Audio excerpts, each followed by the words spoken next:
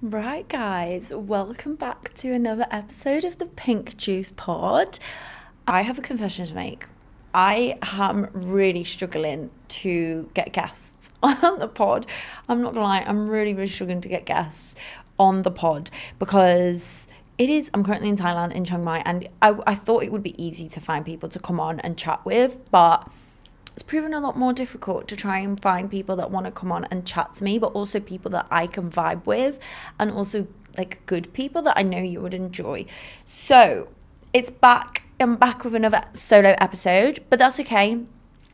I decided that for the episodes that I'm not going to be able to find guests, I'm just going to interview myself, basically.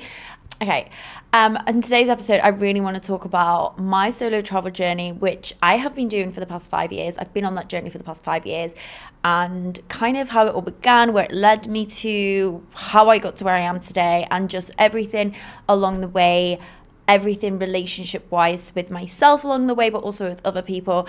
And yeah, that's what I want to talk about today. And I know that in previous episodes, and especially in episode 1, I've talked a little bit about that journey, but I've never really talked about that journey in depth. So I'm going to do that in today's episode. I'm going to talk more in depth about just solo travel, how it all began, how I started, and how I got to where I am. So we need to rewind a little bit. We need to rewind all the way back to like 2020, 2021.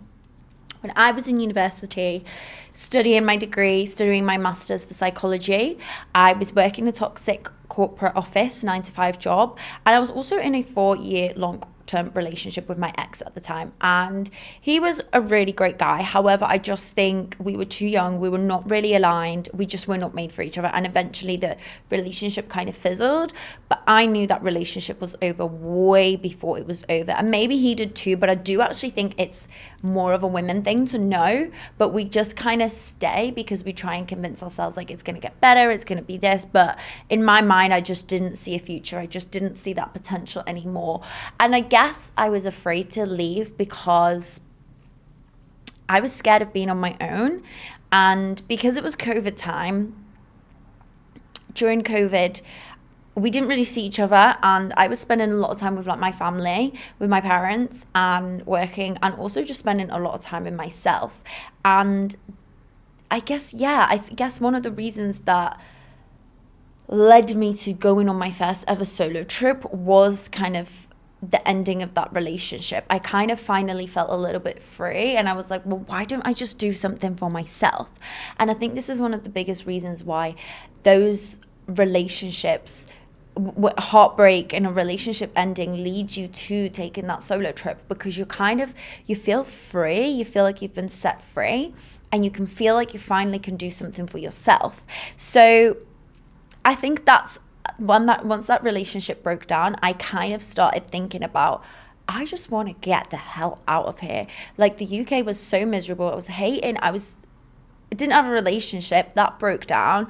I hated my job, and I was not really in a good place mentally. I think I was just a little bit miserable with my life and who I was as a person. Like, I don't think I really liked myself. Maybe I thought I did, or that's what I told myself, but I definitely was not really happy with who I was as a person. And I just wanted to fucking escape.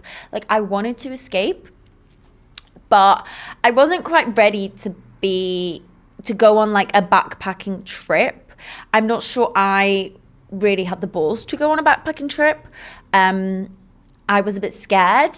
I didn't think I had the money to go on a backpacking trip. I thought that you had to always work, and you weren't allowed to take this extended period of time away from work and just spend the money that spend the money that you've spent such a long time earning. So I think I didn't allow myself to be like, I'm just not gonna work, but I still wanted to leave the country. So instead of just like, okay, packing my bags, booking a one-way flight and going traveling, which is, I feel like deep down kind of what I wanted to do, I I was like, okay, well, I'm going to get a job abroad and move somewhere else. And at the time, I was like, well, I want to continue psychology. I want to go down that career path. And I knew for some reason that Thailand had a lot of like addiction treatment centers and rehabs.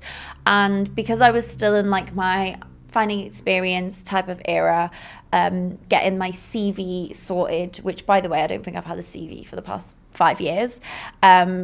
CVs are so outdated, in my opinion. Well, depending on what kind of job that you go for, but yeah, and that was the last time I think I wrote my CV. So I applied for this rehab that I found in Chiang Mai in Thailand, and I had an interview with them, and they literally flew me out 2 weeks later. So I literally packed 2 big suitcases, moved all the way to Thailand, Chiang Mai, completely by myself. I knew no one. I knew absolutely no one. I was earning from my job £750 a month, and that was enough to cover my rent, my car rental, my food, and obviously just kind of like a little bit of living costs. And I also invested some money into like the flights, the setup, and quarantine. I had to spend like $1,000 in quarantine at the time. And yeah, that's what my first like solo travel experience really was, international anyway. I guess I didn't give myself permission to fully go traveling, and also the world was locked down, so I couldn't, because it was COVID. So I moved abroad instead, and that was kind of like my way in.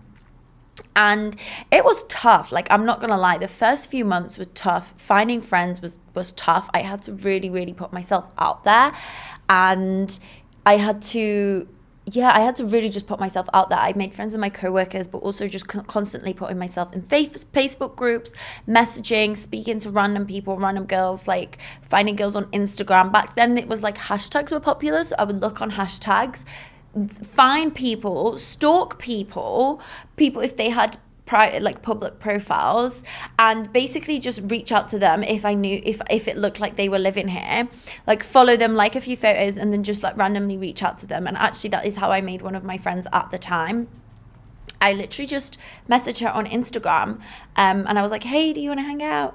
And it was tough, but a lot of people, expats that moved here, they were working either 9 to 5 in office jobs, or teachers. There wasn't really a lot of people that were working like support work and shift work that I was doing. So I was doing like shift work. So I was working either until late at night or really early in the morning. And it made making friends and social life really, really hard. Like I just really, really struggled with that aspect of it.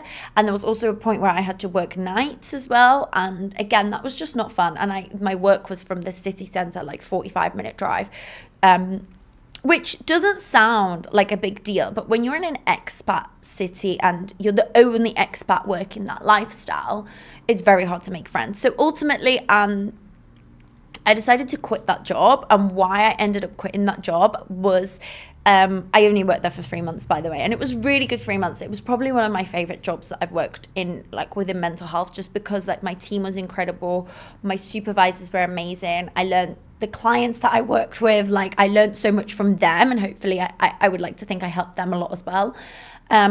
So yeah. And in those 3 months, I had to do so much. I feel like I basically just had to completely survive by myself and for myself. I had to just do things I've never had to do, like set up a bank account, find an apartment, find a car rental, just do all of this by myself. I had to learn how to ride a scooter, which I've never done before.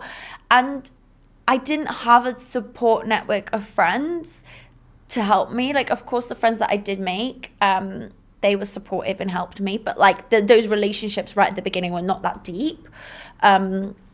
So yeah, it was a lot. And I think during those 3 months, I really learned how to rely on myself, whereas previously I've never ever had that, because I've always relied on like my parents or my ex-partner. And that's why it was, I think, just so eye-opening for me, because I kind of went from being a girl that was in a relationship, relying on her partner to help with a lot of things, to then just being out there in the world by myself. But yeah, that's what led me doing that. I think the heartbreak, the relationship ending, and just finally being free was like, you know what, fuck it, I'm gonna do something for myself. And it all happened so fast, I don't think I really had time to think about it. It was just like, okay, I'm gonna go. And I've been traveling, I've been doing my own thing for the last 5 years, which is just crazy to think that now I'm recording this podcast in the city where that journey began. And I absolutely love this little city here. Like, it's just like the only place that makes me feel grounded. It's just like amazing. But yeah, oh my God, can't remember what I was talking about now. So I want to just talk about kind of like the transition and transformation that I went through as well. So before I actually moved, I feel like the type of person that I was a very negative person. I was a very critical person. I was a very miserable person. I didn't really believe in myself. I had such low self-worth, low self-confidence. My mindset, my mentality, my attitude at life was just so negative, so closed-minded. I had a very, very fixed mindset, and I think I was the type of person that was like, well, I'm ugly, nothing's ever going to change, I'm going to have to always work really hard, I'm never going to be able to have this that person has.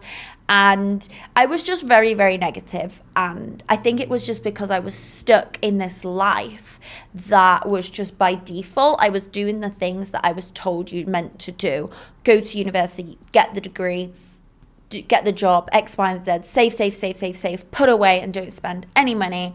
And I think it just didn't feel aligned with who I was. And I was taking up so much noise from the outside world and internalizing it and becoming that person taking on that noise. And I just knew within me that I was made for more. Like, I can't explain that feeling. It was like this, my intuition was like, you are just made for more. And that's when I kind of started looking a little bit more into travel communities, and just like, how do I get out of that? And the way I got out of that was actually moving abroad and getting another job. Yes, I was still getting a job, but that was my way out. That was my transition into ultimately a life of freedom, but also a life where I felt like I could not find yourself. I was about to say, I felt like I could finally find myself. And I don't actually believe that concept is true. Finding yourself is such a myth. You don't find yourself by traveling. You get to create the version of yourself that you've always wanted to be. Because when I left my hometown and I was put in a new country, no one knew who I was. They didn't know my past, they didn't know me, and I could show up genuinely, authentically as my best self and who I actually wanted to be. And I feel like maybe back then I didn't know this. I didn't have such self-awareness to speak about it. But looking back now, I created the version of myself. And now I'm such a firm believer in like encouraging people to take the solo trip, do it without your friends, because when you're traveling with your friends, they know so much about you. You don't have that opportunity or chance to really reinvent yourself, and travel is something that gives you that. Moving away is something that gives you that. You get to create a version of yourself that you've always wanted to be. And I was never able to become that person in that relationship, around my family, in my friends. So by taking that plane, booking that one-way flight, moving across the world, I was finally able to be like creating a person I've always wanted to be. Without really knowing that I was doing that. It wasn't intentional, but I just think naturally you think, fuck it, like these people don't know me, they have never met me before. I can do silly things, I can do stupid things, I can do the things that maybe the younger version of myself would never have done because she wouldn't have felt accepted. And then when you start living as that person in that new version of yourself, people start to accept you, and more than just accept you, they actually love that version of you. And you just end up attracting more people like that and shedding the people that don't. And I think this is kind of where I'm at now, is I just love doing things that bring me joy, bring me enjoyment. And the people that love me, that are closest to me, that have always stuck throughout every single version of me, And the people that haven't, that's okay. Like, I've been able to let them go, and that's fine. So those feelings were the feelings of like self-worth, low self-esteem, low self-confidence that I was feeling before I took that solo trip, before I moved abroad. But moving abroad has really allowed me to grasp a lot of those new things, I guess, and just become like a new version. And I also think something that I was running away from is like, I was running away from that. I felt like that feeling of being trapped in the relationship, being trapped in like the matrix of life, and just being trapped in just this like negativity absorbing me, and just this miserable mindset, and yeah, just almost like sadness. I felt like I wasn't myself.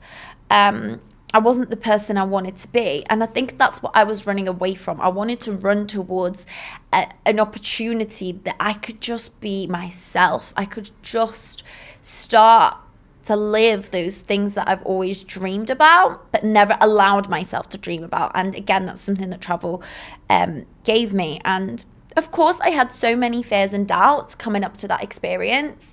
What if it's not going to work out? What if I fail? What if I run out of money? Money is something that I struggle with a lot. I have my relationship with money is a very big one. And maybe I will do it in a podcast episode about your relationship with money.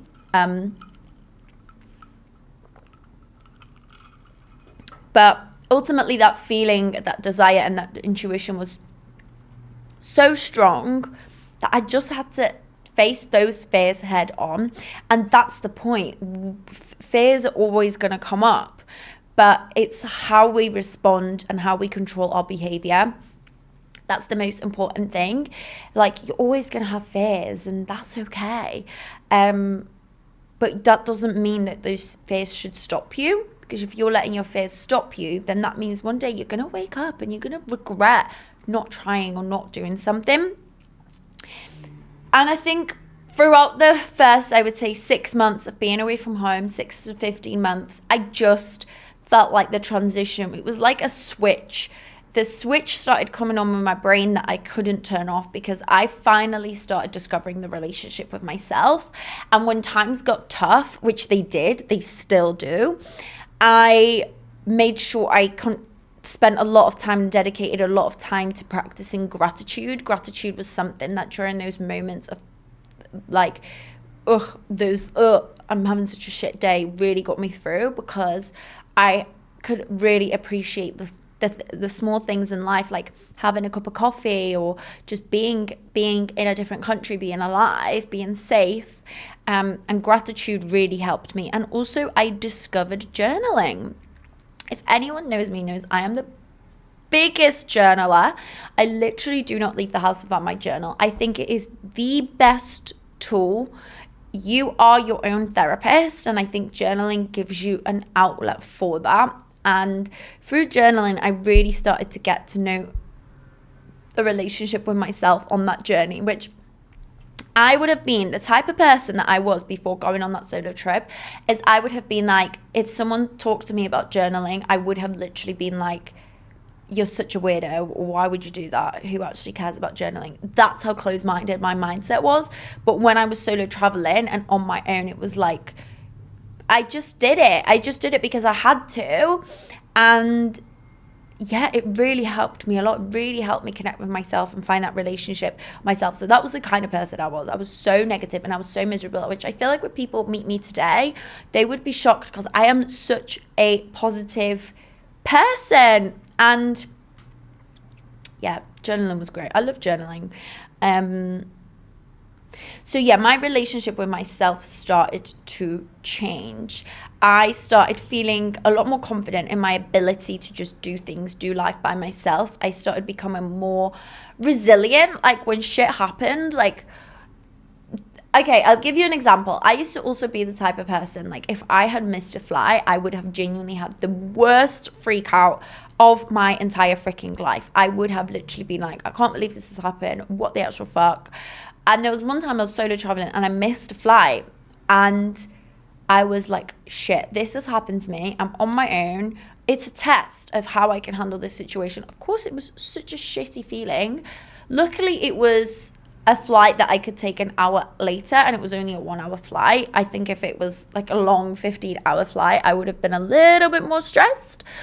But luckily, I could just book a new one. But surprisingly, I was really calm in that situation. And it's just little things like that happen that you're like, okay, the universe is testing me to see whether I can handle something. And I remember one of my first friends that I ever met, I went away for a weekend at this glamping place. And as I was driving there, I was driving on my own. And it was through like villages, mountains. I got a flat tire.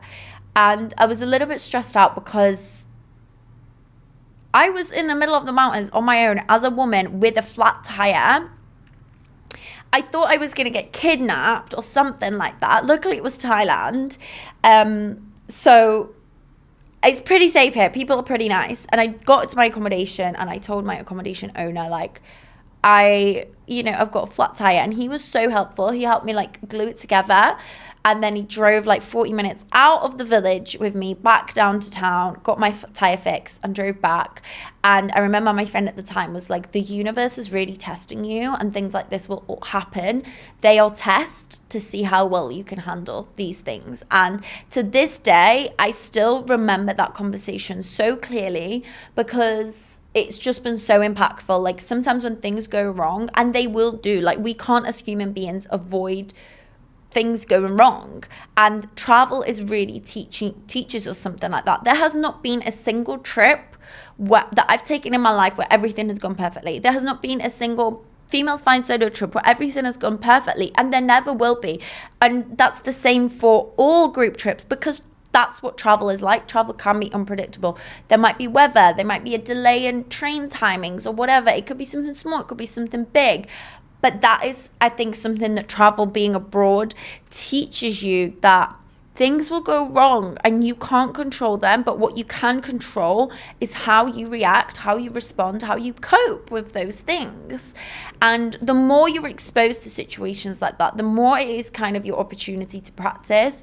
And it has really allowed me to just stay calm and, yeah, I don't know what was the point of this, but yeah. So it has really helped me with that relationship with myself. Now, let's talk about other people that I've met on that journey, right? And what actually has solo traveling taught me. Solo traveling has given me so many incredible, beautiful people and connections. Friends as connections, romantic relationships and connections. And I've learned that some people are in your life for a season, even for a reason, even if it's just a season. And that is for both friendships and for both romantic connections. I have had in the past 5 years so many incredible connections with friends that I now don't speak to, and it's a shame. Of course it's a shame, but not all friendships are meant to stay for the rest of your life. That also does not mean I may not meet those people again and have a connection with them again.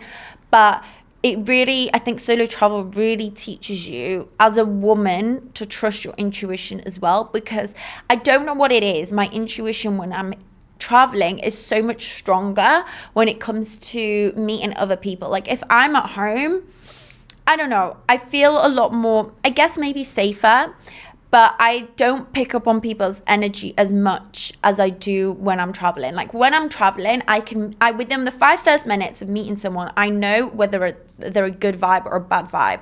And I don't know what it is, but I just feel it in my body. And traveling on your own has really allowed me to like be in tune with that. Because sometimes I've met people and I'm just like, I don't know what it is about that person. Things feel off. They're a bit weird. I just can't relax. I can't feel safe around them.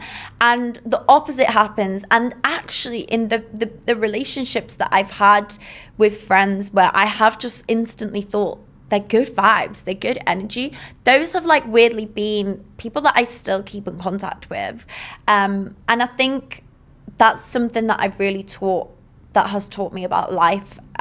Like solo traveling has taught me about life and relationship with other people, is like you will constantly meet people, and people can be blessings, they can be there to teach you something, and they can be there to stay in your life forever, or maybe they're just there for a day. But everyone that you cross paths with is teaching you something about life.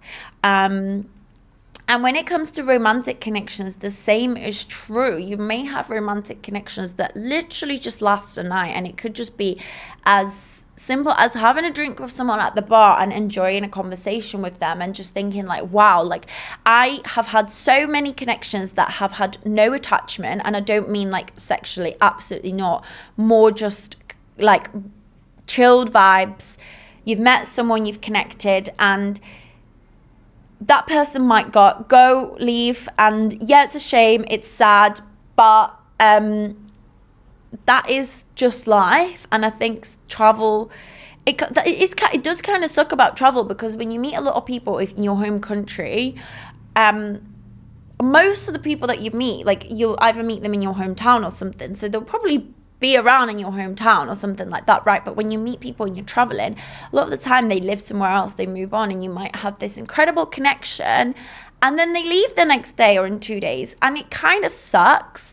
But also I feel like you have to just surrender to these experiences at times, because people will be there to teach you certain things, and you may not realize it at the time either. It might be a few months later down the line that you realize that. And I think this is something that I've realized, is that every little person gives me a little bit of nugget, a little bit of a golden nugget of information, you know. I recently met someone and I've just had the funnest time with them. Like, I love laughing. I love being around people that make me laugh. I love good banter. And I recently met someone and I was just having such a good time with them. Like, it was just such a small, brief connection, but the whole time was just like banter, so much laughter, so much fun. And that person has taught me that, again, that like I keep getting a lot of people actually recently being put on my path. And I think in my previous relationship, I didn't have a lot of that. I had it, but I just don't think I had as much as I wanted. And I also have not had that with myself in the past. Like, I think for too long I've tried to be a bit of a serious girl at times, and actually I am not a serious girl. I am so fun, I am so silly, and having those connections has taught me that is something so important for me. And I think that's the reason why the universe keeps putting people like that on my path, to just emphasize it and just give me a slap in the face to stop settling for men that don't give me that. Like, I don't think I was made to be with a serious man, like, that takes himself dead seriously. Like, I was made to be with a silly, funny guy, because that's who I am. But also I do know when the time is right to take myself seriously, and I think that is the kind of partner that I'm seeking. And travel has given me that, because you meet so many different people from so many different cultures, and it's so beautiful, and I just love it. It's almost like addictive. And there's just been so many people like that you meet along the way that shape that journey, which is just amazing. And that's actually not to say that if you're not a traveler, you won't get those experiences. But I do just think that travel intensifies things as well, because you're so out of that comfort zone and you are exposed to so many more new things. Like, if you're at home, you live in the same routine, you're in the same apartment, in the same city, you're not getting that as much, right? Whereas if you're traveling, like somewhere like Thailand, being an expat or a traveler in Thailand, there's so many people that come and go, which is a blessing and a curse, because, like I say, you meet up those connections and then they leave. But also at the same time, you just get exposed to so many different worldviews, and you learn from that. You learn about the world, about other people, and about yourself, about that as well. And just this journey of solo traveling has massively shaped who I am emotionally, because I've had so many moments where I've had to be by myself, connect with myself, think to myself, really get in touch with myself. So emotionally, I feel like I am constantly just improving, constantly trying to be a better person. I've discovered spirituality as well, and I don't mean faith necessarily, but I mean the belief that there is a higher power than you. Just because there's certain things that happen, and you just think, wow, there really is someone out there looking after me. Whereas previously, like, I was so closed off. Like, meditating, I love to meditate, I love to journal, I love breath work. Whereas previously, before solo traveling, I was literally like, ooh, you meditate. But it's just expanded me. It's just made me so much more open-minded, and I just freaking love that. And yeah, just the confidence I've gained has really helped me kind of get to the next version of myself. So just to go back a little bit to like my journey of solo traveling, the first year was kind of living in Thailand. I worked for 3 months and then I quit that job because I wanted to solo travel, and I couldn't because Thailand at the time was in a lockdown because this was during COVID. So I actually quit that job and I couldn't solo travel. But I started discovering people that were working online, and I was like, oh, okay, maybe I can do this to make a little bit more money. And I did. I ended up doing a course on how to become a social media manager, and I found my first client. And then I did a little bit of slow traveling around Thailand. I lived a little bit on Koh Phangan, met a lot of really incredible people. And then I went to Bali for, I think, 4 months. I went to Bali, then I went back home to the UK. I ran out of money. I lost my client. I thought I was a failure. But looking back now, had I not gone through that experience, I don't think I would have created the business that I have now, or the community. Let's just say community, because I never started it to be a business.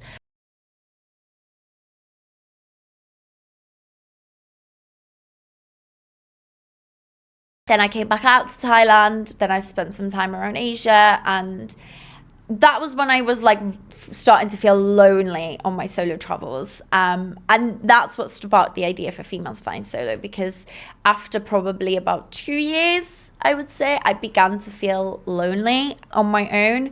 I don't really know why. I don't know.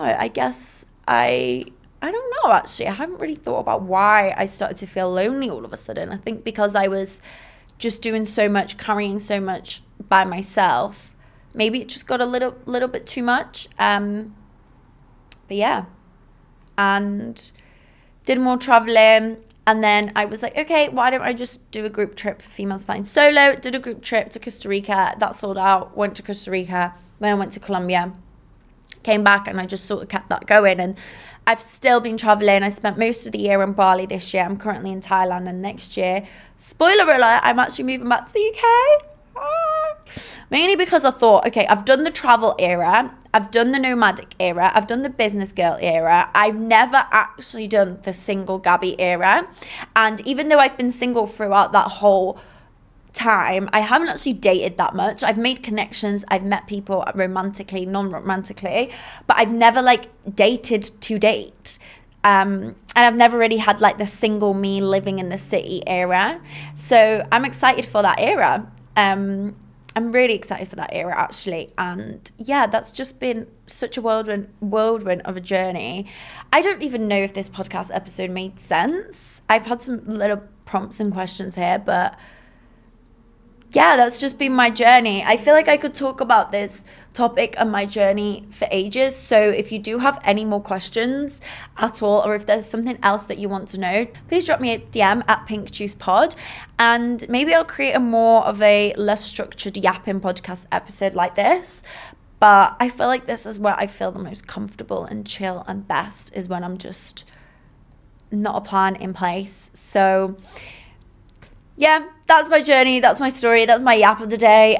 Thanks for being here. Thank you for listening. Please make sure that you like, subscribe, and follow this podcast episode if you enjoyed, so that I can create more like this. Final question of the pod episode is, what is something I did recently to fill my own cup? Something I recently did to fill my own cup is actually say no to plans, because I am quite bad when it comes to saying no to things. Like, I'm quite tempted, especially social activities, but I actually said no, and I was like, I need to have a night into myself, and just let myself chill and do nothing, which I'm very bad at doing, but it helped me a lot.